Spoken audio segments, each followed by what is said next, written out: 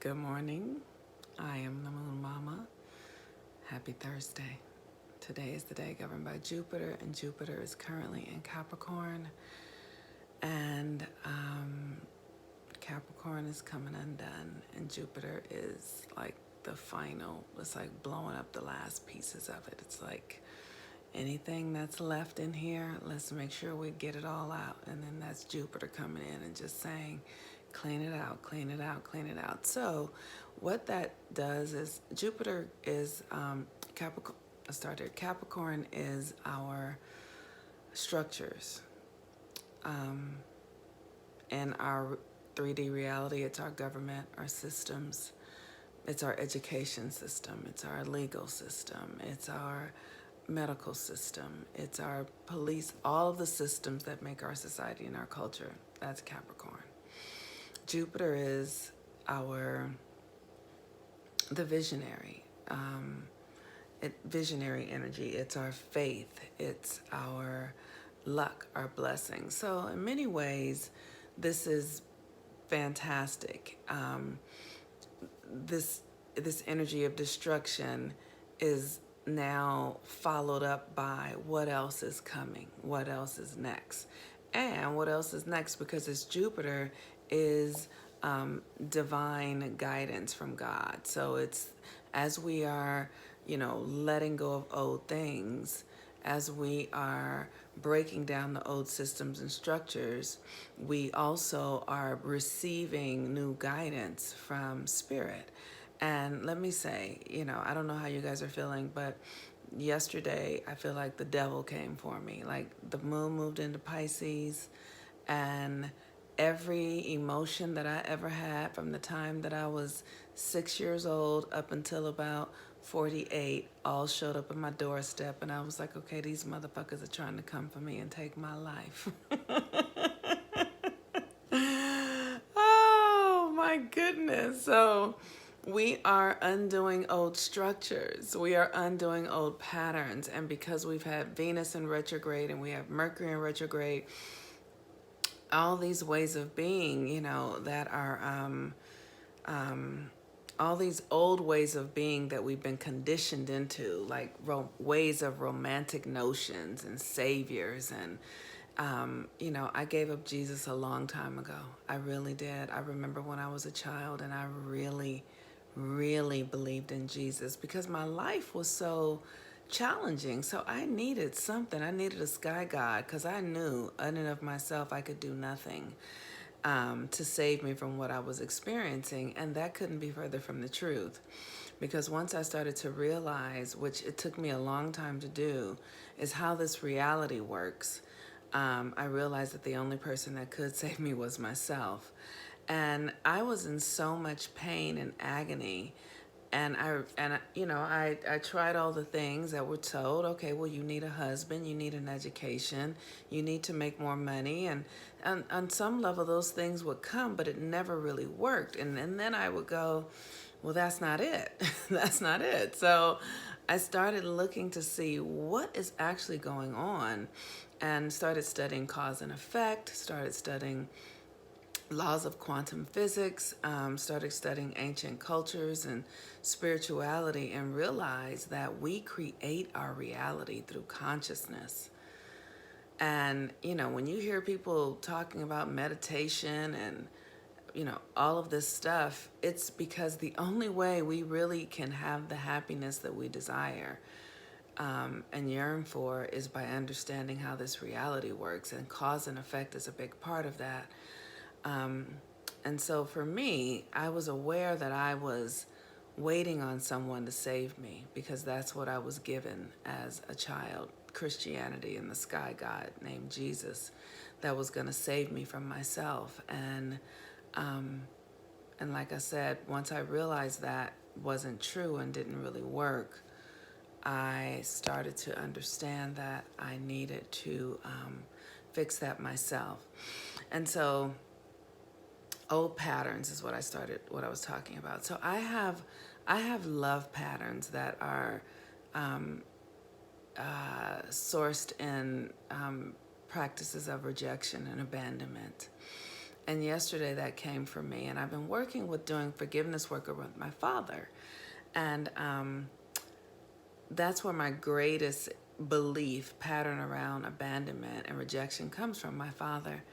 Maybe I've told you the story. My mother said that, my mother used to tell me that when she was pregnant, my father wanted her to have an abortion. It was 1968, so she couldn't have an abortion legally because they were illegal. So my father, being the incredible pimp that he was, is gonna go find my mother was her prostitute, gonna go find his prostitute, that ownership thing, someone to give her an abortion in her body. And, like out of this ownership thing, which is to me just the same thing going on with slavery, right? The man owning the woman. So you have to see how these cycles play out. We just play out cycles generation to generation, and then first the white man and the slave is doing it, but then my father's. So it's all, you see how convoluted that is?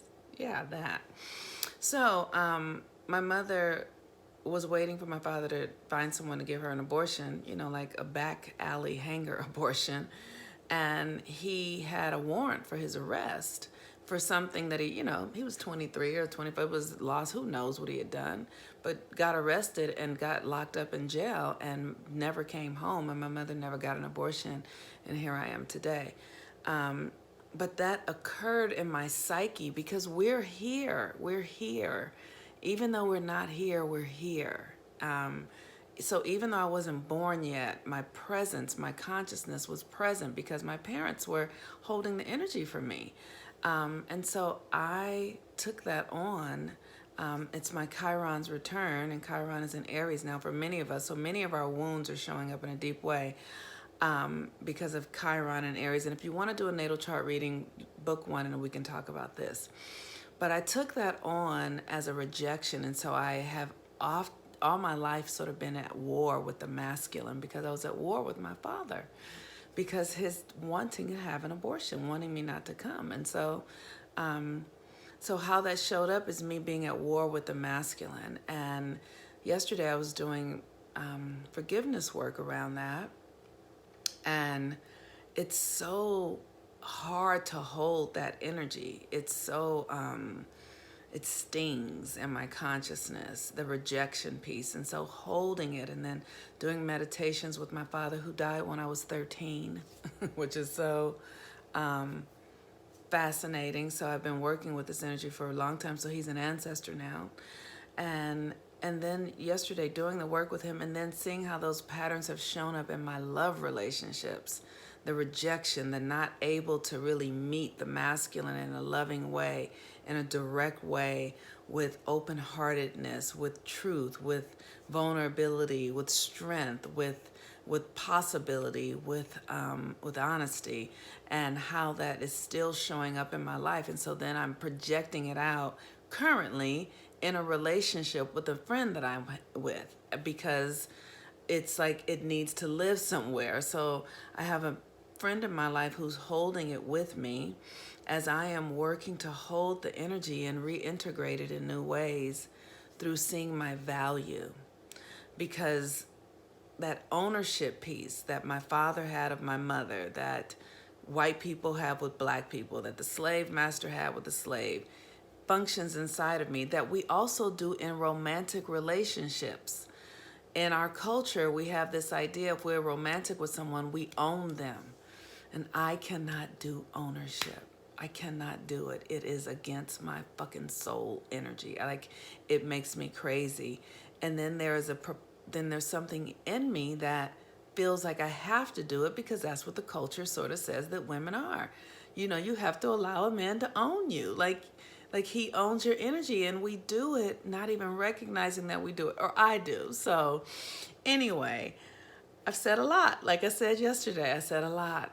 But the moon today is in Pisces, and this collective experience, it's this opportunity to feel what you're feeling. The sun in Cancer, the moon in Pisces, all of these feelings and how to make sense of them. And for me, the only way to make sense of them is to pray. And like I said yesterday, I was like, ooh, I wish Jesus was real. because I feel like I need to be saved from this. And so I have just been calling upon my own divine nature, which is God. That is the God that was the God of Jesus. That's the God of all of us. And knowing that that God is within me, knowing also that heaven and hell are an internal state. And even as I am filtering and washing out energies of rejection and abandonment, transmuting them at the deepest core of myself, because Cancer Sun takes us to the deepest part of ourselves, because that's in our mother's womb. And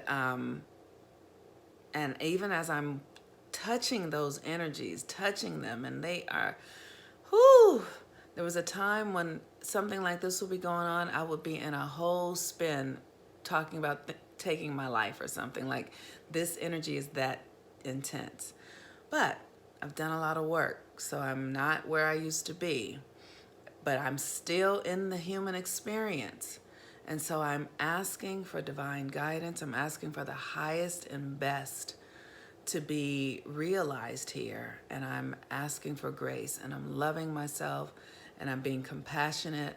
And even as I am deflecting and projecting and being a bit of a jerk to some of the people in my life right now, I know that all is well, because God is good through me, in me, and as me. Okay, everyone. I hope y'all are well. I know you all are well. I love you so much, and I love everybody leaving comments, and I'm sharing in the most personal, deep ways that I can.